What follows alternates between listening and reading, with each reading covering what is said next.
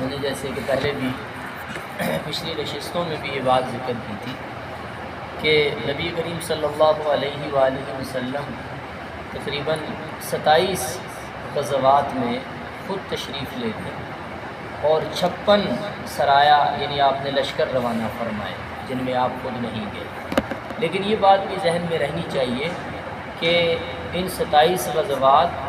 اور 56 چھوٹے لشکروں میں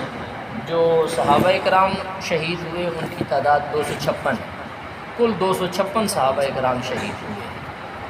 اور کفار کی طرف سے بھی مختلف جو ہے وہ ان کی ہلاکتیں ہوتی رہی ہیں جنگوں میں، لیکن مسلمانوں کی جو شہید ہونے والے مسلمان ہیں ان کی تعداد مجموعی تعداد 256 ہے۔ اور یہ مدینہ طیبہ کی جو زندگی ہے نبی کریم صلی اللہ علیہ وآلہ وسلم کی، اس زندگی میں بہت ساری چیزیں ہیں، اور خاص طور پہ جو جنگی معاملات ہیں اور ان میں بہت سارے پہلو ہیں اور بہت سارے اسباق ہیں، اس میں بہت ساری جو ہے وہ اہم ہدایات ہیں جو ہماری اجتماعی جو زندگی ہے اور خاص طور پہ جو ہماری ملکی اور انتظامی زندگی ہوتی ہے اس میں بہت اہمیت کی حامل کچھ چیزیں ہیں۔ سن 3 ہجری کی ہم ذکر کر رہے تھے جس میں غزوہ احد کا تذکرہ ہوا، غزوہ حمراء الاسد کا ذکر ہوا۔ سن 3 ہجری میں ہی اور پھر سن 4 ہجری میں کچھ بڑے دل خراش قسم کے واقعات پیش آئے، اور وہ ایسے واقعات تھے کہ نبی کریم صلی اللہ علیہ وآلہ وسلم کے لیے بھی وہ انتہائی یعنی درد انگیز واقعات تھے، لیکن ان میں بھی ظاہر ہے بعد میں آنے والی امت کے لیے ہدایات رہنمائی ہے۔ قبیلہ عزل اور قبیلہ قارہ یہ 2 قبائل ہیں، انہوں نے ایک موقع پہ نبی کریم صلی اللہ علیہ وآلہ وسلم سے درخواست کی، یہ ہجرت کے 3 سال کے واقعات میں یہ چیز ہے۔ انہوں نے کہا کہ آپ ہمارے ساتھ کچھ لوگ بھیجیں جو ہمارے علاقے میں لوگوں کو آ کے قرآن پڑھائیں، ان کو دعوت دیں، شاید ہو سکتا ہے آپ کی دعوت پہ ہمارے علاقے کے لوگ مسلمان ہو جائیں۔ تو نبی کریم صلی اللہ علیہ وآلہ وسلم نے ان کے ساتھ 10 قراء صحابہ کو بھیجا، قرآن کے 10 قاری آپ صلی اللہ علیہ وسلم نے ان کے ساتھ بھیجے، اور یہ لوگ ان کے ساتھ چلتے رہے، مکہ مکرمہ سے کافی دور جا کے مکہ اور عصفان کے درمیان ایک علاقہ تھا، وہاں پہنچے۔ تو یہ جو لوگ تھے انہوں نے پہلے سے کوئی منصوبہ بنایا ہوگا، رسول اللہ صلی اللہ علیہ وسلم کے ساتھ تو یہ بڑا عہد اور پیمان کر کے آئے تھے، معاہدہ کر کے آئے تھے کہ ہم ان کا خیال رکھیں گے اور ان کی ہر طرح کی معاونت کریں گے، لیکن یہاں آ کے انہوں نے غداری کی، اور بنو لحیان ایک قبیلہ تھا، اس کے 200 جنگجو جو ہے انہوں نے آ کے ان کو گھیر لیا۔ یہ 10 آدمی تھے جو رسول اللہ صلی اللہ علیہ وسلم نے بھیجے، اور 200 لوگوں نے آ کے ان کو گھیر لیا، اور ان 200 میں 100 تیر انداز تھا، اور کچھ پہلے ہی ان کو اندازہ ہو چکا تھا کہ ہمارے ساتھ غداری ہو رہی ہے اور ہمیں گھیرا جا رہا ہے، تو ایک پہاڑی تھی اس کے اوپر چڑھ گئے اپنے آپ کو بچانے کے لیے۔ ظاہر ہے یہ تو دعوتی غرض سے گئے تھے، دین کی دعوت، اسلام کی دعوت دینے کے لیے گئے تھے، اور یہاں یہ چیز بھی ہمارے پیش نظر رہنی چاہیے کہ یہ خالصتاً وہ لوگ تھے جن کو رسول اللہ صلی اللہ علیہ وآلہ وسلم نے دعوت کے لیے بھیجا تھا۔ آپ صلی اللہ علیہ وسلم نے کچھ دعوتی جماعتیں بھی بھیجی ہیں جن کا کام صرف لوگوں کو دعوت دینا تھا، اور یہ بھی اسی نوعیت کی دعوت تھی، اور اس میں پھر آگے چل کر بڑی شدید آزمائش آئی۔ اور دیکھیں اللہ تعالیٰ چاہتے جیسے ان واقعات میں بھی کچھ واقعات معجزانہ طور پہ جو واقعات ظاہر ہوتے ہیں وہ بھی ہوئے، اللہ تعالیٰ کی غیبی قدرت کی کچھ چیزیں بھی ظاہر ہوئیں، اور اگر اللہ تعالیٰ چاہتے تو یہ واقعات پیش نہ آتے، لیکن ایک طرف تو اللہ تعالیٰ نے قرآن میں بھی وعدہ فرمایا ہے ان اللہ اشتری من المؤمنین انفسهم واموالهم بان لهم الجنہ، کہ اللہ تعالیٰ نے ایمان والوں سے ان کی جان اور ان کے مال کے بدلے میں جنت خرید لی ہے۔ تو ظاہر ہے یہ جو جنت کا وعدہ ہے جان اور مال دونوں کے بدلے میں کسی نہ کسی موقع پہ جان کی قربانی مانگی جاتی ہے، اور اس میں مشقت بھی آتی ہے، اور وہاں جان کی قربانی دینا ہی اصل میں اللہ کے ساتھ جو جنت کا وعدہ کیا ہوا ہے، جو کلمے کا وعدہ ہے، اس وعدے کا ایفا ہے، اس وعدے کو پورا کرنا ہے۔ تو یہ مشکلات جو آئیں صحابہ اکرام رضی اللہ تعالیٰ عنہ اجمعین پر، تو یہ مشکلات اصل میں آنے والی امت کے لیے ایک پیغام تھا۔ ایک طرف تو آپ صلی اللہ علیہ وآلہ وسلم نے کچھ لوگوں کو اکیلے دعوتی مشن پہ بھیجا، جس سے یہ بات ظاہر ہوئی کہ نبی کریم صلی اللہ علیہ وآلہ وسلم کے بعد بھی یہ امت اکیلے نبی کے بغیر بھی دعوتی مشن کو جاری رکھے۔ اور دوسری چیز اس میں یہ ظاہر ہوئی کہ ان واقعات میں، جیسے آگے چل کر ایک اور بھی درد انگیز واقعہ آ رہا ہے، ان واقعات میں مسلمانوں پہ شدید پریشانی آئی، مشکلات آئیں، شہادتیں ہوئیں، قربانی ہوئی، بہت زیادہ جو ہے آپ صحابہ اکرام کو تکلیف دی گئی، دعوتی جماعت کو تکلیف دی گئی۔ اس سے گویا کہ بعد والی امت کے لیے رہنمائی ہے کہ دعوت دین کے راستے میں مشقتیں بھی آئیں گی، تکالیف بھی آئیں گی۔ وہاں آپ نے یہ تما نہیں رکھنی کہ اللہ تعالیٰ کی غیبی مدد آئے اور تمہیں اٹھا کے لے کے جائے کیونکہ تم تو اس کے کلمے کی بات کر رہے ہیں، نہیں، تمہیں وہ مشقتیں برداشت کرنی پڑیں، وہ تکالیف تم نے برداشت کرنی ہے۔ اور دنیا میں جو اسباب اور مسببات کا یہ سلسلہ ہے، جو فطری قوانین ہیں، ان کے تحت ہی تم نے زندگی گزارنی ہے، تم نے اپنے دعوتی مشن کو جاری رکھنا ہے۔ کہیں تمہیں کامیابی ہوگی اور کہیں تم پہ مصیبتیں اور تکالیف آئیں گی، ان کو بھی تم نے سامنا کرنا ہے۔ تو بہرحال یہ 10 لوگ جو ہے گھیرے گئے اور یہ دوڑ کے جو ہے وہ پہاڑ پہ چڑھ گئے۔ اچھا، اب یہ ہوا کہ یہ چونکہ یہ لوگ جو گئے تھے، انہوں نے ان کو کہا جی کہ اگر آپ لوگ نیچے اتر آئیں پہاڑی سے تو ہمارا آپ کے ساتھ معاہدہ ہے، ہم آپ کو امان دیں گے، تو ہماری امان میں آپ اتر آئیں تو ہم آپ کو نقصان نہیں پہنچائیں گے، آپ کو کچھ بھی نہیں ہوگا، اور آپ کو ہم صرف جو اپنے ساتھ لے جائیں گے۔ لیکن یہ جو لوگ تھے انہوں نے کہا نہیں، ہم آپ کی امان میں نہیں اترتے، آپ کی امان ہمیں قبول نہیں۔ ان میں سے بعض صحابہ نے کہا کہ ہم کسی کافر کی امان میں آتے ہی نہیں، لہٰذا ہم اس امان کی بجائے لڑنے کو ترجیح دیتے ہیں۔ تو بہرحال یہ لوگ لڑے اور لڑتے ہوئے یہ شہید ہو گئے۔ حضرت عاصم ابن ثابت، ان میں سے ایک صحابی تھے رضی اللہ عنہ، انہوں نے جب یہ ان لوگوں نے بدعہدی کی اور ان کو گھیر لیا اور ان پہ تیر اندازی شروع ہو گئی، تو انہوں نے ایک صدا لگائی، انہوں نے کہا اللہم اخبر عنا رسولک، یا اللہ ہمارے بارے میں اپنے رسول کو بتا دے کہ ہمارے ساتھ بدعہدی ہوگی، ہمارے ساتھ غداری ہوگی۔ اور جبریل امین نے اسی وقت نبی کریم صلی اللہ علیہ وآلہ وسلم کو اطلاع دی، اور آپ صلی اللہ علیہ وآلہ وسلم نے اس وقت یہ دعا دی کہ اللہ ان کے خون کی حفاظت کر، یہ میرا خون تھا، میرا گوشت تھا، یہ میرے ساتھی تھے، میرے جسم کا ٹکڑا تھے جو میں نے بھیجے تھے، تو ان کی حفاظت فرما۔ بہرحال پھر آپ صلی اللہ علیہ وآلہ وسلم نے فرمایا کہ صحابہ کو فرمایا کہ تمہارے ساتھی جو ہے شہید کر دیے گئے ہیں، جو میں نے بھیجے تھے ان کو شہید کر دیا گیا۔ تو اب یہ ہوا کہ 8 لوگ تو لڑتے ہوئے شہید ہو گئے، لیکن ان میں سے 2 حضرت خبیب بن عدی اور حضرت زید بن دسنہ رضی اللہ تعالی عنہما، یہ 2 لوگ جو ہے ان کو انہوں نے گرفتار کر لیا، اور گرفتار کر کے وہ ان کو لے گئے، مکہ لے گئے، چونکہ یہ تو مدینہ سے آئے تھے اور مکہ والوں کی ان کے ساتھ دشمنی بھی تھی، اور ابھی تازہ جو ہے احد کا معرکہ، احد کی جنگ گزری تھی، تو یہ ان کو لے کے مکہ میں چلے گئے۔ ان میں جو حضرت خبیب ابن حضرت زید تھے، زید ابن دسنہ، انہوں نے اصل میں غزوہ احد میں امیہ بن خلف جو تھا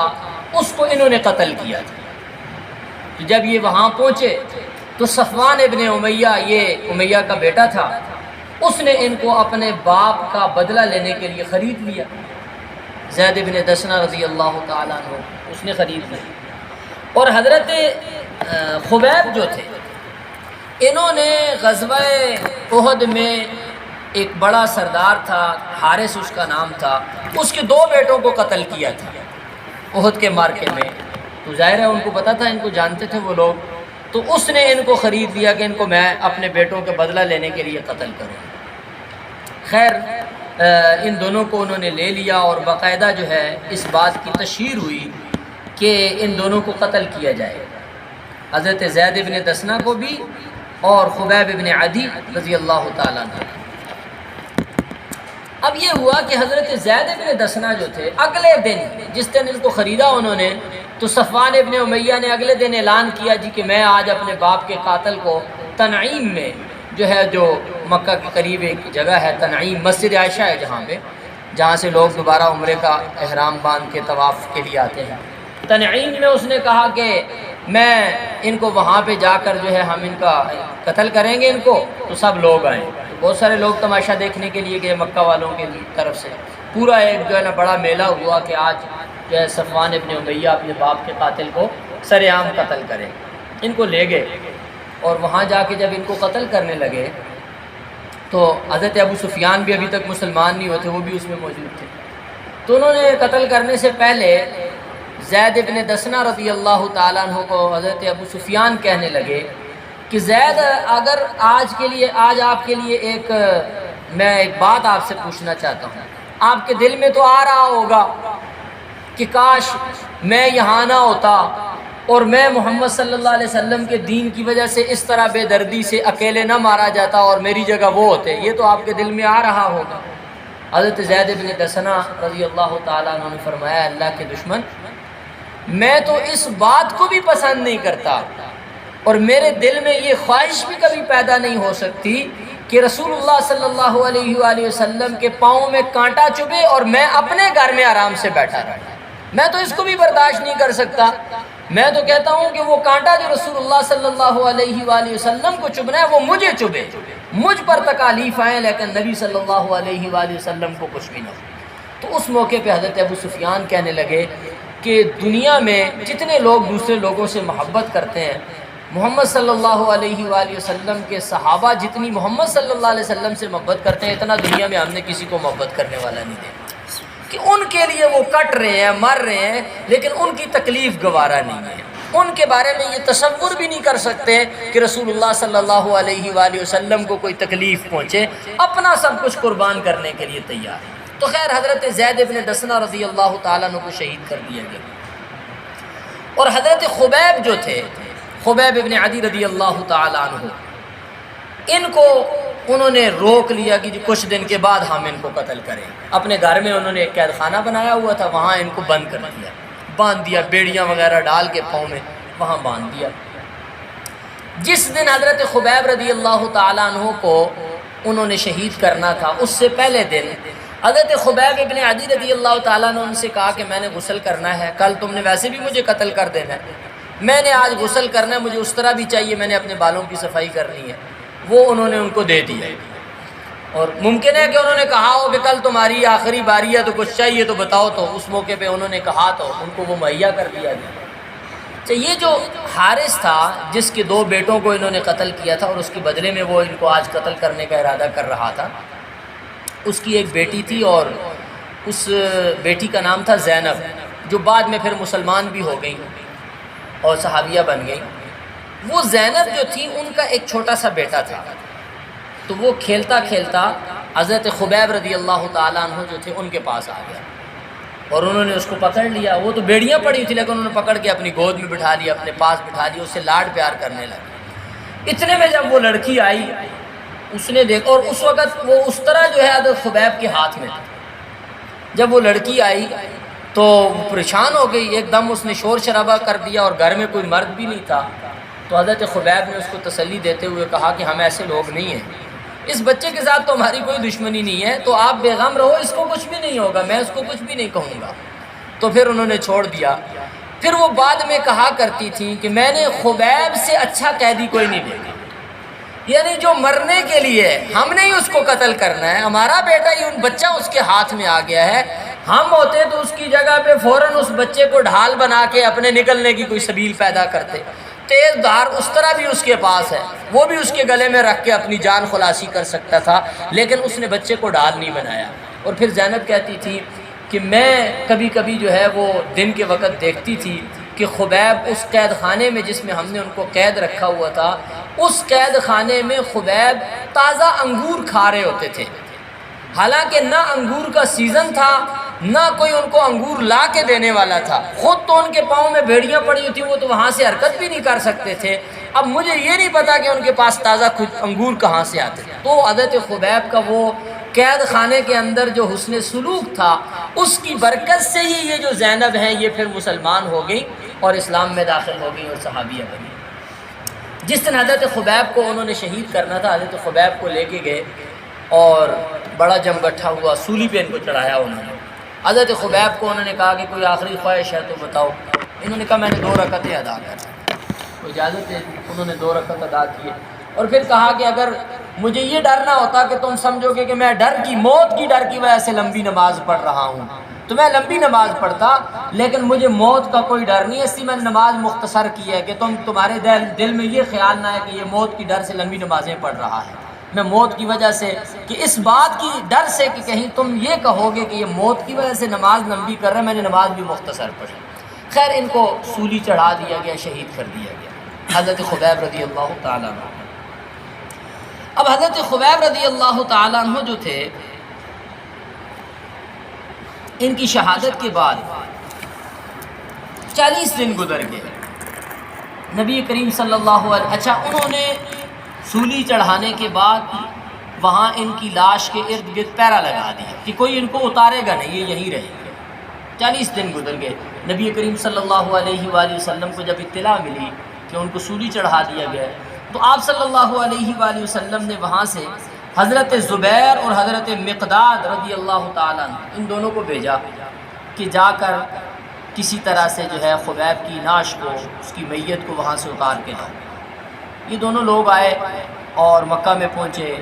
تنعیم میں، چونکہ وہ آبادی سے باہر تھی جگہ، وہاں پہنچے تو وہ جو پہرے دار تھے وہ سو رہے تھے، رات کا وقت تھا، وہ سو رہے تھے۔ انہوں نے بہرحال حضرت خبیب رضی اللہ تعالیٰ عنہ کی نعش کو وہاں سے سولی سے اتارا،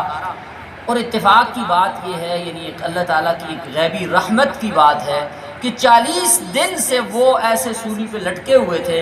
لیکن ان کی میت، ان کی لاش تر و تازہ تھی۔ یہ اتار کے انہوں نے اپنے ساتھ اونٹ پہ لادا اور لاد کے نکل گئے۔ پیچھے سے کسی طرح ان پہرے داروں کو جب جاگ ہوئے اٹھے، انہوں نے دیکھا کہ لاش نہیں ہے تو وہ ڈھونڈنے کے لیے نکل گئے۔ اب ڈھونڈنے کے لیے انہوں نے نکلے، ادھر ادھر پیچھا کیا تو بالآخر وہ ان تک پہنچ گئے۔ جب وہ ان تک پہنچے تو انہوں نے اونٹ سے حضرت خبیب رضی اللہ تعالیٰ عنہ کی میت کو، نعش کو اتارا نیچے، اور اتار کے ظاہر ہے اب وہ پہنچ گئے تھے، انہوں نے اپنے آپ کو بھی بچانا تھا، خبیب تو شہید ہو گئے تھے۔ انہوں نے اتار کے نیچے رکھا اور خود وہاں سے آگے نکلے تو اللہ تعالیٰ نے یہ کیا کہ زمین کو شق کیا، زمین کو کھولا تو حضرت خبیب رضی اللہ تعالیٰ عنہ کی جو میت تھی وہ خود بخود زمین کے اندر چلی۔ اسی لیے حضرت خبیب رضی اللہ تعالیٰ عنہ کو بلیع الارض کہا جاتا ہے، یعنی وہ جس کو زمین نگل گئی، زمین کھا گئی جس کی میت کو۔ تو حضرت خبیب رضی اللہ تعالیٰ عنہ کی جو نعش تھی اس کی اس طرح سے اللہ تعالیٰ نے حفاظت فرمائی۔ یہاں ایک اور اسی موقع پہ ایک اور واقعہ بھی پیش آیا۔ حضرت عاصم رضی اللہ تعالیٰ عنہ جنہوں نے دعا کی تھی کہ اے اللہ ہمارے رسول کو ہماری طرف سے خبر پہنچا، حضرت عاصم رضی اللہ تعالیٰ عنہ شہید ہو گئے، اور یہ ایک کافر تھا سلافہ بن سعید، سلافہ بن سعید جو ہے۔ اچھا، یہ جو حضرت خبیب تھے انہوں نے حارث کو قتل کیا تھا، اور حارث کے بیٹوں نے اس کو لے کر قتل کیا جواب بدلے میں۔ اور یہ حضرت عاصم جو تھے انہوں نے ایک کافر تھا سلافہ بن سعید، اس کے 2 بیٹوں کو انہوں نے قتل کیا تھا۔ اس نے یہ نظر مانی ہوئی تھی کہ میں اپنے بیٹوں کا بدلہ لوں گا اور عاصم کی کھوپڑی میں شراب پیوں گا، یہ اس نے نظر مانی ہوئی تھی۔ جب اس کو پتہ چلا کہ یہ لوگ شہید ہو گئے ہیں تو اس نے اعلان کیا کہ جو عاصم کا سر مجھے لا کے دے گا میں اس کو 100 اونٹ انعام دوں گا۔ اور حضرت عاصم رضی اللہ تعالیٰ عنہ جو تھے یہ بڑے مستجاب الدعوات تھے، ان کے پہلے بھی واقعات ہیں، ان کی دعا قبول ہوتی تھی۔ تو انہوں نے اللہ تعالیٰ سے دعا کی کہ یا اللہ میری لاش کو، میری میت کو محفوظ کرنا، مجھے کافروں کے حوالے مرنے کے بعد بھی نہ کرنا۔ اب یہ ہوا کہ جب اس کو اطلاع ملی کہ وہاں یہ لوگ جو ہے رجی کے مقام پر یہ لوگ شہید کر دیے گئے ہیں، قتل کر دیے گئے، اور ان میں عاصم بھی ہے، یہاں سے کچھ لوگ گئے کہ ہم عاصم کا سر لے کے آئیں تاکہ یہ اپنی نظر پوری کر سکے۔ جب یہ وہاں پر پہنچے تو اللہ تعالیٰ نے ایک غیبی انتظام فرمایا کہ حضرت عاصم جو تھے ان کی نعش پر اللہ تعالیٰ نے جو بڑیں ہوتی ہیں، بڑیں، یہ بے تحاشا بڑیں آ گئی اور انہوں نے حضرت عاصم کی نعش کو اپنے گھیرے میں لے لیا اور ان کی اوپر بیٹھ گئیں اور ارد گرد ہر طرف سے وہاں بڑیں ہی بڑیں ہو گئیں، یعنی بے تحاشا قسم کے۔ تو وہ لوگ آئے، انہوں نے بڑی کوشش کی کہ ہم کسی طرح سے عاصم کی نعش کو اور اس کے سر کو اتار کے لے جائیں، لیکن وہ بڑیں اتنی خطرناک قسم کی اور اتنی زیادہ تھی کہ کوئی ان کی نعش کے، ان کی میت کے قریب نہیں آ سکتا۔ تو بہرحال یہ ایک واقعہ جو ہے پیش۔ اب یہاں ایک اہم چیز ہے کہ دیکھیں ان کے مرنے کے بعد اللہ تعالیٰ کی قدرت کے کچھ نشانیاں ظاہر ہو رہی ہیں۔ اللہ تعالیٰ چاہتے تو مرنے سے پہلے بھی ایسی چیزیں آ سکتی تھیں جو ان کی حفاظت کرتی، لیکن یہ دنیا میں ایک نظام ہے اللہ تعالیٰ کی، ایک فطری جو قوانین ہیں کہ جو لوگ دعوت کے راستے میں نکلیں گے کبھی کبھار تو ایسے ہوگا کہ کوئی غیبی مدد آئے، ورنہ یہ کہ مشکلات کا سامنا انہیں خود ہی کرنا پڑے گا اور قربانیاں بھی دینی پڑے گی۔ اور اللہ تعالیٰ کے ساتھ جو معاہدہ ہے کہ اللہ تعالیٰ نے ان کی جانوں اور ان کی مال کے بدلے میں جنت ان کے لیے رکھی ہوئی ہے کہ یہ اللہ کو جان بھی دیں گے، مال بھی دیں گے، تو کچھ نہ کچھ موقعوں پہ پھر اس چیز کا ظہور ہوتا ہے کہ لوگوں کو اپنی جان بھی اللہ کے لیے قربان کرنی پڑتی ہے جنت کے حصول کے لیے۔ بہرحال ایک واقعہ تو یہ ایک بڑا جو ہے یعنی دل خراش واقعہ تھا کہ نبی کریم صلی اللہ علیہ وآلہ وسلم نے 10 جو ہے وہ قرآن کے حافظ، قاری، عالم دعوت دین کے لیے بھیجے اور جو لوگ ان کے لے کر گئے انہوں نے ہی غداری کی اور ان لوگوں کو شہید کر دیا۔ اس سے زیادہ ایک اور دردناک واقعہ پیش آیا۔ ایک نجد کے علاقے کا سردار تھا، وہ نبی کریم صلی اللہ علیہ وآلہ وسلم کی خدمت میں آیا اور ابو البراء عامر ابن مالک اس کا نام تھا۔ اس کو آپ صلی اللہ علیہ وآلہ وسلم نے دعوت دی، اس نے دعوت قبول بھی نہیں کی، کوئی خاص جواب بھی نہیں دیا۔ اس نے کہا جی کہ میرے خیال میں اگر آپ اپنا یہ پیغام اہل نجد کی طرف بھیجیں اور اپنے کچھ لوگوں کو وہاں بھیجیں جو نجد والوں کو جا کے دعوت دیں، شاید ہو سکتا ہے وہ لوگ آپ کی بات قبول کر لیں۔ تو نبی کریم صلی اللہ علیہ وآلہ وسلم نے فرمایا کہ نہیں، مجھے اندیشہ ہے کہ اگر میں نجد میں اس طرح بھیجوں گا تو میرے ساتھیوں کو وہ نقصان پہنچائیں گے۔ مجھے نجد والوں سے اندیشہ ہے کہ وہ قبول بھی نہیں کریں گے اور نقصان بھی پہنچائیں گے۔ اس نے کہا اگر آپ کچھ لوگوں کو بھیجتے ہیں تو میں ان کو ضمان دیتا ہوں، وہ میری ضمانت میں ہوں گے، میری امان میں، میری حفاظت میں ہوں گے، میں ان کو ساتھ لے کے جاؤں۔ تو نبی کریم صلی اللہ علیہ وآلہ وسلم نے 70 قراء کو ان کے ساتھ، قرآن کے 70 حافظ اور قاری آپ صلی اللہ علیہ وآلہ وسلم نے نجد کی طرف روانہ فرمایا۔ یہ بھی خالصتاً دعوتی مشن تھا جو صحابہ کرام کے یہ جماعت تھی اور یہ چنے ہوئے لوگ تھے اور 70 لوگ تھے۔ یہ لوگ چلے گئے، ان کے ساتھ بھی یہ معاملہ ہوا۔ جب یہ وہاں گئے تو منذر ابن عمر ان کے امیر تھے، بیر معونہ کے مقام پر جب پہنچے تو وہاں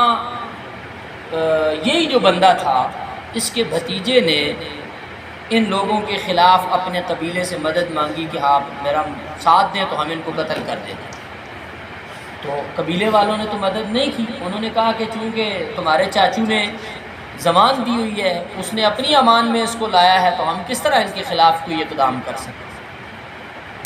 اس نے پھر وہاں 2 قبائل 3 قبائل اور تھے، عصیہ، ریل اور زکوان، یہ 3 قبائل تھے، ان سے بات کی کہ ایسے جو ہے مدینہ سے یہ لوگ آئے ہیں اور یہ ان کی دعوت کو، اسلام کی دعوت کو لے کے آئے ہیں، وہ چونکہ سب کفار کے قبائل تھے، تو اگر آپ ہمارا ساتھ دو تو ہم ان کو قتل کر دیتے ہیں۔ وہ اٹھ کھڑے ہوئے، یہ 3-4 قبائل تھے تو ان کے لوگ اٹھ کھڑے ہوئے، اس کے ساتھ کھڑے ہو گئے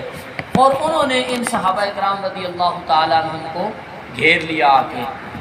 اور یہ 70 لوگ تھے، صرف 2 بندے ان میں سے، وہ چونکہ یہ لوگ گئے تھے تو ان کے ساتھ اپنا ساز و سامان بھی تھا، کھانے پینے کی چیزیں بھی تھیں، سواریاں بھی تھیں، بکریاں بھی تھیں جو رستے میں ذبح وغیرہ کر کے کھانے پینے کے لیے ساتھ لے کے گئے تھے۔ تو 2 بندے ان میں سے جو ہے یہ جہاں انہوں نے پڑاؤ ڈالا ہوا تھا، اپنے خیمے لگائے ہوئے تھے، وہاں سے سائیڈ پہ جنگل میں بکریاں چرانے گئے تھے، باقی سب لوگ اپنے خیموں میں موجود تھے۔ تو ان لوگوں نے ان سب کو وہاں پہ گھیر لیا اور وہ مختلف قبائل کے زیادہ تعداد میں لوگ تھے، سب کو شہید کر دیا۔ اچھا، یہ جب سب شہید ہو گئے تو ان میں سے کعب بن زید رضی اللہ تعالیٰ عنہ ایک صحابی ہیں، جب یہ بھی انہی میں تھے جن کے اوپر حملہ ہوا تھا، ان دو کے علاوہ تھا۔ یہ اصل میں وہ جب سب کو مار کے شہید کر کے چلے گئے تو یہ اصل میں زندہ تھے، کچھ رمق زندگی کی ان کی باقی تھی، لیکن انہوں نے جس طرح سب کو سمجھا کہ سارے مر گئے ہیں تو چھوڑ کے چلے گئے۔ بعد میں ان کو ہوش آ گئی اور کچھ جاگ گئے، اور جب جاگے تو پھر کسی طرح سے یہ مدینہ طیبہ پہنچ آئے۔ بعد میں غزوہ خندق کے موقع پہ یہ شہید ہوئے، تو یہ بچ گئے۔ اور دوسرے تو دو بندے تھے، اس میں منذر ابن محمد اور عامر ابن امیہ زمری رضی اللہ تعالیٰ عنہما، یہ دو صحابی تھے۔ یہ جو جنگل کی طرف گئے تھے یہ دونوں بچ گئے۔ اب جب یہ لوگ جنگل میں بکریاں چرا رہے تھے تو اچانک انہوں نے دیکھا کہ چیلیں جو ہے وہ کوے اور چیلیں جو ہے ایک جگہ پہ شور کر رہے ہیں، تو یہ سمجھ گئے کہ یہ مسئلہ کوئی گڑبڑ لگتا ہے،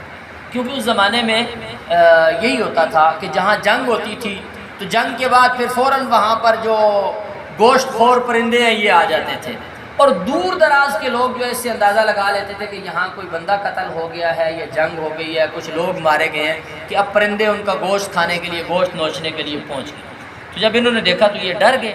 اور ڈر کے جب یہ آئے تو آگے انہوں نے دیکھا کہ سارے ساتھی جو ہے وہ شہید ہوئے پڑے ہیں، تو یہ پریشان ہو گئے۔ اور اسی اثناء میں یہ ہوا کہ وہ لوگ جو تھے انہوں نے ان کو بھی گھیر لیا اور ان کو بھی پکڑ لیا، اور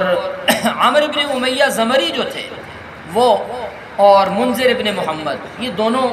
چڑھ گئے ایک پہاڑی پہ۔ انہوں نے ان کو کہا کہ آ جائیں، آپ کو کچھ نہیں کہتے، آپ کو چھوڑ دیں۔ تو جو عامر ابن امیہ زمری تھے انہوں نے کہا کہ کسی طرح یہاں سے نکلتے ہیں، ان لوگوں سے جان بچاتے ہیں اور جا کے رسول اللہ صلی اللہ علیہ وآلہ وسلم کو اطلاع دیتے ہیں۔ تو منذر ابن محمد جو تھے انہوں نے کہا کہ اطلاع تو خود ہی پہنچ جائے گی، اطلاع تو پہنچ گئی ہوگی، میں تو اب یہاں سے واپس جانے والا نہیں ہوں، میں تو میرے سامنے تو اب شہادت ہی ہے، میں یہاں سے نہیں جاؤں گا، اطلاع پہنچتی رہے گی۔ وہ ان کے پاس جو کچھ تھا، تلوار تھی یا نیزہ تھا یا جو کچھ بھی ہتھیار تھا، وہ اس کو لے کے ان لوگوں کے پیچھے گئے اور جا کے ان سے لڑے اور شہید ہو گئے۔ اور عامر ابن امیہ زمری اکیلے رہ گئے، آخر میں انہوں نے ان کو گرفتار کر لی، گرفتار کر کے وہ ساتھ لے گئے۔ اچھا، اس قبیلے کا ایک بندہ تھا عامر ابن طفیل، اس نے اپنی ماں کے لیے ایک غلام آزاد کرنے کی نظر مانی ہوئی، تو اس نے عامر ابن امیہ زمری کا سر مونڈ کے ان کو کہا کہ جا، میں نے تجھے اپنی ماں کی آزادی کے لیے جو نظر مانی تھی اپنی ماں کی کسی وجہ سے، وہ میں نے تجھے اس میں آزاد کیا۔ تو اس نے عامر ابن امیہ زمری کو آزاد کر دیا۔ یہ وہاں سے نکلے اور چلتے چلتے آئے، راستے میں ایک جگہ ٹھہرے تو اسی جو عامر ابن طفیل تھا اس قبیلے کے دو بندے ان کے ساتھ ایک جگہ پہ رات کو ٹھہرے۔ تو جب انہوں نے ان سے پوچھا تو ان کو پتہ چل گیا کہ یہ اسی قبیلے کے لوگ ہیں، تو انہوں نے کہا کہ ان سے تو ہم بدلہ نہیں لے سکتے اب سب سے، چلو یہ دو بندے تو میرے ہاتھ آئے ہیں، ان کو ہی میں قتل کر دوں۔ انہوں نے ان دونوں کو قتل کر دیا۔ اچھا، یہ جس قبیلے کے بندے تھے اس قبیلے کے ساتھ نبی کریم صلی اللہ علیہ وآلہ وسلم کا معاہدہ تھا، امن کا، صلح کا۔ تو اب جب ان کو قتل کیا اور قتل کرنے کے بعد مدینہ طیبہ آ گئے، رسول اللہ صلی اللہ علیہ وسلم کو تو اطلاع پہنچ چکی تھی وحی کے ذریعے سے کہ صحابہ کرام جو آپ کے ساتھی ان کو شہید کر دیا گیا، اور اس پہ آپ بہت غمزدہ ہوئے، بہت غمزدہ ہوئے، اتنے غمزدہ ہوئے کہ آپ صلی اللہ علیہ وآلہ وسلم ایک مہینہ تک فجر کی نماز میں قنوت پڑھ کے، قنوت نازلہ پڑھ کے ان قبائل کے خلاف بد دعا کرتے رہے۔ پھر اللہ تعالیٰ نے آپ کو تنبیہ فرمائی کہ بس آپ بس کر دیں اب، تو تب نبی کریم صلی اللہ علیہ وآلہ وسلم نے ان کے خلاف بد دعا کر، بہت بد دعا کی آپ صلی اللہ علیہ وآلہ وسلم نے ان کے خلاف کہ اللہ تعالیٰ تو ان کو پکڑ اپنے عذاب دے اور ان کو عذاب دے۔ اب جب حضرت عامر ابن امیہ زمری رضی اللہ تعالیٰ نے آ کے بتایا کہ ایسے میں نے دو بندوں کو رستے میں مارا ہے، تو نبی کریم صلی اللہ علیہ وآلہ وسلم نے فرمایا کہ ان کے ساتھ تو ہمارا معاہدہ ہے امن کا، صلح کا، جن قبائل نے شہید کیا تھا ان کے ساتھ تو نہیں، لیکن جو دوسرا قبیلہ تھا، جس قبیلے کا بندہ لے کر گیا تھا ان لوگوں کو ساتھ، ان کے ساتھ تو معاہدہ تھا نبی کریم صلی اللہ علیہ وآلہ وسلم کا امن کا، اور یہ اسی قبیلے کے دو بندے انہوں نے قتل کر دیے تھے۔ تو آپ صلی اللہ علیہ وسلم نے فرمایا کہ اب میں ان کو اس کی دیت ادا کروں۔ ان سے آپ نے رابطہ کیا اور ان کو بتایا کہ آپ کے بندے جو ہے وہ ہمارے بندے سے مارے گئے ہیں غلطی سے، تو ہم اس کی آپ کو دیت ادا کریں۔ تو دیت کے لیے یہ تھا کہ مدینہ طیبہ کے جن قبائل کے ساتھ نبی کریم صلی اللہ علیہ وسلم کا میثاق تھا، معاہدہ تھا، میثاق مدینہ میں جس کی ہم نے تذکرہ کیا، اس میں یہود کے قبائل بھی تھے۔ دیت میں یہ طے تھا کہ اگر کوئی دیت دینی پڑے گی تو سب مل کر ادا کریں۔ تو اب یہ موقع تھا کہ سارے مل کے دیت ادا کریں، دو لوگوں کی دیت دینی تھی۔ تو آپ صلی اللہ علیہ وآلہ وسلم اسی دیت کے سلسلے میں آپ نے بنو نذیر سے رابطہ کیا، یہ یہود کا قبائل تھا بنو نذیر، ان سے رابطہ کیا۔ انہوں نے کہا جی ٹھیک ہے آپ آئیں، لیکن انہوں نے آپ صلی اللہ علیہ وآلہ وسلم کو اپنے قبیلے میں شہید کرنے کا منصوبہ بنایا کہ آئیں گے تو ہم آپ صلی اللہ علیہ وآلہ وسلم کو شہید کر دیں گے۔ جس طرح بنو قینقاع نے پہلے سازشیں کی تھی، اسی طرح یہ بھی سازشی لوگ تھے۔ تو جب آپ صلی اللہ علیہ وسلم ان سے دیت کی بات کرنے کے لیے جا رہے تھے، انہوں نے شہید کرنے کا منصوبہ بنا لیا، اور نبی کریم صلی اللہ علیہ وسلم وہاں گئے تو منصوبے کے مطابق جو انہوں نے شہید کرنا تھا، جب وہ اپنے پلان پہ عمل کرنے لگے تو جبریل امین نے فوراً آ کے آپ صلی اللہ علیہ وسلم کو بتایا۔ تو آپ اسی وقت اٹھے، آپ نے صحابہ کو بھی نہیں بتایا، اسی وقت اٹھے اور اٹھ کے واپس مدینہ طیبہ آ گئے۔ صحابہ وہاں پہلے انتظار کرتے رہے کافی دیر کہ کیا ماجرا ہے، نبی کریم صلی اللہ علیہ وسلم کدھر چلے گئے، پھر وہ اٹھ کے ڈھونڈنے لگ گئے۔ اب ان کو تو پتہ تھا، ان کے قبیلے کے سردار جو تھے، بڑے جو لوگ تھے، علماء تھے، انہوں نے کہا کہ آپ کو پتہ ہے محمد صلی اللہ علیہ وسلم کیوں گئے؟ یہ سارا آپ کا منصوبہ اللہ تعالیٰ نے ان کو بتا دیا، اور یہ اس بات کی نشانی ہے کہ وہ سچے نبی ہیں۔ اب آپ کی خیر نہیں ہے، کیونکہ آپ کے ساتھ جو معاہدہ تھا امن کا، صلح کا، عافیت کا، وہ آپ نے توڑ دیا۔ تو خیر نبی کریم صلی اللہ علیہ وسلم مدینہ طیبہ چلے گئے تھے، ادھر سے پیچھے سے یہ صحابہ کرام بھی ڈھونڈتے، پتہ چلا کہ آپ صلی اللہ علیہ وسلم مدینہ طیبہ میں ہیں، تو یہ بھی وہاں چلے گئے۔ آپ صلی اللہ علیہ وسلم وہاں پہنچے اور فوراً آپ نے صحابہ کو بلایا اور فرمایا کہ فوراً تیاری کرو، لشکر تیار کرو، اور بنو نذیر جو ہیں ان کے اوپر ہم نے حملہ کرنا ہے۔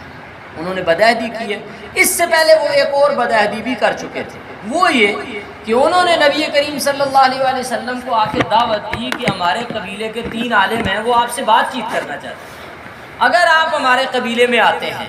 اور آ کے ان علماء سے بات چیت کرتے ہیں اور ان کو قائل کر لیتے تو ہمارا قبیلہ مسلمان ہو جائے گا۔ اور ادھر انہوں نے یہ پلان کیا ہوا تھا کہ ان تینوں علماء کو زہر آلود خنجر دیے تھے کہ جب یہ کمرے میں اکیلے آپ کے ساتھ بات کریں گے تو آپ وہاں ان پہ جو ہے حملہ کر کے ان کو شہید کریں۔ تو نبی کریم صلی اللہ علیہ وسلم نے اب ان کے اس منصوبے کے بعد فوراً صحابہ کو حکم دیا، اور بنو نذیر جو تھے ان کا محاصرہ کر لیا گیا۔ محاصرے کے بعد یہ ہوا کہ ان کے کچھ لوگ مارے بھی گئے اور کچھ لوگوں کو وہاں سے نکال دیا گیا۔ امان ان کو اس بات پر دی گئی، یعنی ان کو چھوڑا اس بات پر گیا کہ وہ فوراً وہ علاقہ خالی کر دیں۔ ان کے کچھ باغات وغیرہ بھی اللہ تعالیٰ نے حکم دیا کہ ان کو بھی کاٹ دیا جائے، کچھ درخت تھے، باغات تھے، وہ بھی کاٹ دیے گئے۔ اور وہ اللہ تعالیٰ کے حکم سے سورہ حشر میں اس کا ذکر ہے کہ اللہ تعالیٰ نے کچھ درختوں کے بارے میں جبریل نے آ کے بتایا کہ یہ والا علاقہ ان کا چھوڑ دیں اور یہ علاقہ کاٹ دیں، درخت بھی نہ چھوڑیں، کچھ بھی نہ چھوڑیں۔ اور کچھ لوگ جو ہے ان کے مارے بھی گئے، کچھ لوگ درخت بھی ان کے کاٹے گئے۔ آخر میں ان کو یہ کہا گیا کہ آپ کو اجازت ہے یہ علاقہ چھوڑیں، اگر جان کی خلاصی چاہیے تو علاقہ آپ کو چھوڑنا ہوگا۔ اس کے لیے یہ ہے کہ آپ اسلحے کے علاوہ، اسلحہ نہیں لے کے جا سکتے، اسلحے کے علاوہ جو سامان لے کے جا سکتے ہیں لے جائیں۔ اور ان کو وقت دیا گیا اور پھر وہ وہاں سے نکلے، کچھ شام میں چلے گئے فلسطین میں، اور کچھ یہودی جو ہے وہاں سے خیبر میں شفٹ ہو گئے۔ اور وہ جاتے جاتے انہوں نے یہ کہ اپنے گھروں کے دروازے، کھڑکیاں، جو کچھ بھی وہ کھیڑ سکے وہ کھیڑ کے انہوں نے اپنے اونٹوں پہ سامان لادا اور وہ وہاں سے نکل گئے۔ تو اس طرح بنو نذیر جو تھے ان کو وہاں سے نکالا گیا اور وہ چلے گئے، اور ان کی بدعہدیوں کی وجہ سے اور نبی کریم صلی اللہ علیہ وآلہ وسلم کے خلاف قتل کی سازشیں کرنے کی وجہ سے بنو نذیر کے خلاف بھی یہ اسی جو بیر معونہ کا، یہ جو 70 قراء کا واقعہ ہے، جس جگہ پہ یہ شہید ہوئے اس جگہ کا نام تھا بیر معونہ۔ تو اس یہ ان صحابہ کی 70 قراء صحابہ کی، علماء اور حفاظ صحابہ کی جو شہادت کا واقعہ ہے، اس کو واقعہ بیر معونہ کہا جاتا ہے، واقعہ بیر معونہ، جس میں قرآن کے 70 قاری حافظ جو ہے وہ موجود تھے، اور ان میں سے جو ہے وہ 68 جو ہے 68 صحابہ اکرام شہید ہو گئے، اور حضرت کعب بن زید اور عمرو بن امیہ زمری رضی اللہ تعالیٰ عنہ یہ 2 لوگ جو ہے اس میں سے بچ گئے تھے۔ تو بنو نذیر کے اس واقعے کے بعد پھر آپ صلی اللہ علیہ وآلہ وسلم نے اہل نجد کے خلاف ایک معرکہ لڑنے کا ارادہ فرمایا۔ اور چونکہ یہ ان کا ہی سارا یہ کارنامہ تھا اور انہوں نے ان صحابہ کرام کو اسی علاقے کے لوگوں نے شہید کیا تھا، تو آپ صلی اللہ علیہ وسلم نے ایک لشکر تیار کیا اور اس لشکر کے لیے آپ صلی اللہ علیہ وسلم نے پھر خود بھی آپ اس میں تشریف لے گئے۔ اس کو غزوہ ذات الرقاع کہا جاتا ہے، غزوہ ذات الرقاع، مختلف غزوات ہیں جو 27 غزوات ہیں، ان میں سے ایک یہ بھی غزوہ ذات الرقاع۔ غزوہ ذات الرقاع میں یہ ہوا کہ آپ صلی اللہ علیہ وسلم گئے اور اس میں بہت سارے واقعات پیش آئے۔ یہ جو صلاۃ الخوف ہے، جو خوف کے وقت کی نماز ہے کہ کچھ لوگ نماز پڑھیں اور کچھ لوگ دشمن کے ساتھ لڑیں، قرآن مجید میں اس نماز کا پورا طریقہ ہے صلاۃ الخوف کا، کہ امام ایک جماعت کو نماز پڑھائے گا، ایک رکعت، ایک جماعت جو ہے وہ دشمن کے سامنے کھڑی رہے گی، پھر امام جو ہے یہ والی جو جماعت ہے یہ چلی جائے گی، ایک رکعت امام کے پیچھے پڑھ کے جو دشمن کے سامنے کھڑے ہیں وہ آ جائیں گے، اگلی رکعت میں وہ شریک ہوں گے اور یہ وہاں پہ دشمن کے سامنے جا کر پہرا دیں گے، اور پھر یہ اس طرح سے اپنی 2 رکعتیں سفر کی جو سفرانہ ہے وہ نماز مکمل کریں گے۔ صلاۃ الخوف اس کو کہا جاتا ہے، قرآن میں بھی اس کا ذکر ہے، فقہاء نے اس کی مختلف احکام تفصیلات بیان کی، وہ بھی اسی جنگ میں غزوہ ذات الرقاع میں آپ صلی اللہ علیہ وسلم نے پڑھی۔ وہ ایک بہت مشہور واقعہ ہے جو بچپن سے ہی ہم کتابوں میں پڑھتے رہتے ہیں اور سنتے بھی رہتے ہیں کہ آپ صلی اللہ علیہ وسلم ایک جنگ سے واپسی پہ ایک جگہ پہ جو ہے وہ درخت کے نیچے لیٹے ہوئے تھے اور آپ صلی اللہ علیہ وسلم کی تلوار پاس لٹکی ہوئی تھی، تو ایک کافر آیا اور اس نے آ کے وہ تلوار اتار لی۔ یہ بھی اسی جنگ میں پیش آیا تھا، اسی سفر میں پیش آیا تھا کہ آپ واپس آ رہے تھے کہ ایک جگہ پہ آپ نے پڑاؤ ڈالا تو کیکر کے ایک درخت کے نیچے آپ صلی اللہ علیہ وسلم آرام فرما رہے تھے اور صحابہ کرام ارد گرد مختلف جگہوں پہ اپنی جگہ بنا کر ٹھہرے ہوئے تھے، رکے ہوئے تھے۔ اتنے میں قریب کے علاقے کا ایک دیہاتی مشرک تھا، وہ آیا اور اس نے دیکھا کہ رسول اللہ صلی اللہ علیہ وسلم جو اکیلے لیٹے ہوئے، آپ تلوار بھی پاس ہے، اس نے جا کے آپ کی تلوار اٹھائی اور تلوار اٹھا کے آپ صلی اللہ علیہ وسلم کے سینے پہ چڑھ کے اس نے کہا کہ بتاؤ اب آپ کو کون مجھ سے بچائے گا؟ تو آپ صلی اللہ علیہ وآلہ وسلم نے فرمایا اللہ۔ جب آپ نے اللہ کا نام لیا تو وہ کانپنے لگ گیا اور ایک دم سے تلوار اس کے ہاتھ سے چھوٹ گئی اور وہ آپ صلی اللہ علیہ وسلم نے تلوار اٹھائی اور تلوار اٹھا کے آپ صلی اللہ علیہ وسلم نے فرمایا کہ اب تو بتا تجھے مجھ سے کون بچائے گا؟ تو اس نے کہا کہ آپ رحیم بھائی ہیں اور شفیق انسان ہیں، آپ سے میں رحمت اور شفقت کی امید رکھتا ہوں۔ لیکن وہ کانپ رہا تھا، اتنے میں صحابہ کرام کو پتہ چل گیا، وہ آئے تو یہ سائڈ پہ بیٹھا ہوا کانپ رہا تھا۔ تو آپ صلی اللہ علیہ وسلم نے صحابہ کو بتایا کہ اس نے میری تلوار اٹھا لی تھی اور یہ مجھے کہہ رہا تھا کہ آپ کو کون بچائے گا، مجھے تو اللہ نے بچا لیا، اب اس کو کون بچائے گا؟ دوبارہ پھر آپ صلی اللہ علیہ وسلم نے اس کی جان بخش دی، اس کو چھوڑ دیا۔ یہ واقعہ بھی اسی جنگ کے دوران پیش آیا۔ ایک اور بڑا مشہور واقعہ ہے صحابہ کرام کا، اسی جنگ کے دوران آپ صلی اللہ علیہ وسلم نے 2 صحابہ رات کو پہرے میں بٹھائے ہوئے اور اس میں یہ ہوا کہ ایک کافر تھا، اس کی بیوی جو ہے اس جنگ میں ماری گئی تھی مسلمانوں کے ہاتھوں، تو وہ بدلہ لینے کی طاق میں تھا کہ میں اپنی بیوی کا بدلہ لوں گا۔ تو رات کے وقت وہ اچانک آ کے کچھ چاہتا تھا کہ میں کچھ لوگوں کو مار دوں، تو جہاں آپ صلی اللہ علیہ وسلم نے پڑاؤ ڈالا ہوا تھا وہاں آپ نے 2 صحابہ کو ان کی ڈیوٹی لگائی تھی رات کو پہرے، وہ رات کو پہرا دے رہے تھے۔ تو انہوں نے کہا دونوں کیا جاگیں گے؟ تو مہاجر جو تھا، ایک انصاری تھا ایک مہاجر تھا، تو جو انصاری تھا اس نے کہا میں جاگتا ہوں آپ سو جاؤ، پھر مجھے نیند آئے گی تو میں سو جاؤں گا آپ جاگ لینا۔ تو اب وہ ایک سو گیا اور دوسرا جو جاگ رہا تھا اس نے کہا ابھی ویسے بھی کسی نے نہیں آنا، چلو میں نماز پڑھتا ہوں۔ وہ کھڑے ہو کے نماز پڑھنے لگ گیا۔ اب وہ بندہ جب ادھر سے آیا اس نے دیکھا جی کہ یہ ان کا ہی کوئی محافظ کھڑا ہے، اب دور سے تو یہ کھڑے تھے اس کو اندازہ نہیں، تو اس نے تیر مارا، وہ تیر آ کے ان کو لگا سیدھا اور ان کے جسم میں پیوست ہو گیا، لیکن انہوں نے نماز نہیں توڑی، نماز اپنی جاری رکھی۔ پھر اس نے دوسرا تیر مارا، وہ بھی آ کے ان کو لگا اور پھر بھی انہوں نے نماز نہیں توڑی، نماز انہوں نے جاری رکھی۔ اس طرح اس نے پے در پہ کئی تیر مارے اور ہر تیر آ کے ان کو لگتا رہا، انہوں نے نماز نہیں توڑی۔ پھر یہ ہوا کہ انہوں نے 1 رکعت مکمل کر کے سلام پھیر کے اپنے ساتھی کو جگایا۔ ساتھی کو اس نے دیکھا کہ یہ تو خون میں جو ہے لت پت ہیں اور یہ تیر لگے ہوئے تھے، وہ اٹھا جب اس بندے نے دیکھا جو مشرک تھا کافر کہ یہ تو 2-3 ہیں، وہ سمجھ گیا کہ اب ان کو میرا پتہ چل گیا، تو وہ بھاگ گیا۔ تو انہوں نے کہا اللہ کے بندے آپ نے مجھے نہیں جگایا اور یہ اس طرح تیر کھاتے رہے ہو؟ تو انہوں نے کہا کہ اصل میں نے قرآن کی ایک سورت شروع کی ہوئی تھی نماز میں، تو مجھے تیر تو لگ رہے تھے پر میں نہیں چاہ رہا تھا کہ میں اس سورت کو ختم کیے بغیر نماز کو چھوڑ دوں۔ لیکن پھر مجھے خیال ہوا کہ کہیں سورت کو مکمل کرتے کرتے اگر میں خود اپنی جان سے چلا گیا تو نبی کریم صلی اللہ علیہ وسلم نے جو حفاظت کی ذمہ داری میرے اوپر ڈالی ہوئی ہے اس میں کوتاہی ہو جائے گی، اس لیے میں نے نماز کو پھر مختصر کر دیا ہے۔ ورنہ اگر یہ خطرہ نہ ہوتا کہ دشمن چڑھ دوڑے گا تو میں کبھی بھی سورت مکمل کیے بغیر نماز کو نہ چھوڑتا۔ تو یہ واقعہ جو ہے یہ بھی اسی غزوہ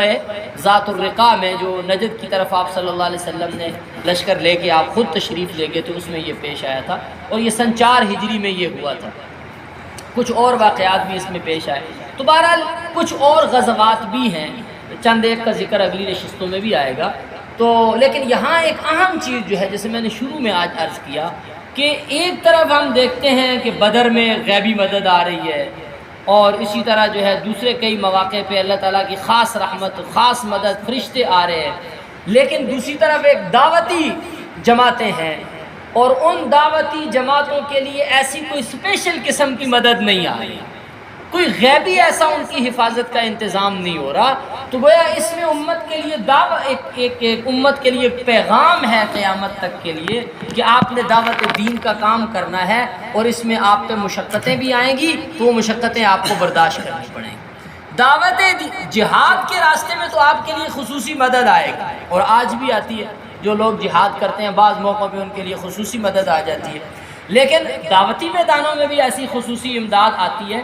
لیکن دشمن بعض اوقات گھیر لیتا ہے اور لوگ غداری کرتے ہیں، بدعہدی کرتے ہیں، مارتے ہیں، پتھر برساتے ہیں دعوتی جماعتوں پہ، اور ان کے ساتھ مختلف رویے رکھتے ہیں، لیکن وہاں کوئی ایسی خاص اسپیشل مدد عام طور پر نہیں آتی۔ تو اصل میں یہ جو دعوتی نبی کریم صلی اللہ علیہ وآلہ وسلم کی سرگرمیاں ہیں، طائف سے لے کے بعد کے ان واقعات تک، یہ سب یہ بتاتے ہیں کہ دعوت کے میدان میں جب آپ دعوت دے رہے ہیں تو جو تکلیف آتی ہے، نبیوں کی سنت بھی ہے کہ وہ تکلیف انہوں نے برداشت کی ہے، بعد والوں کے لیے بھی یہی ہے کہ ان کو برداشت کرنا۔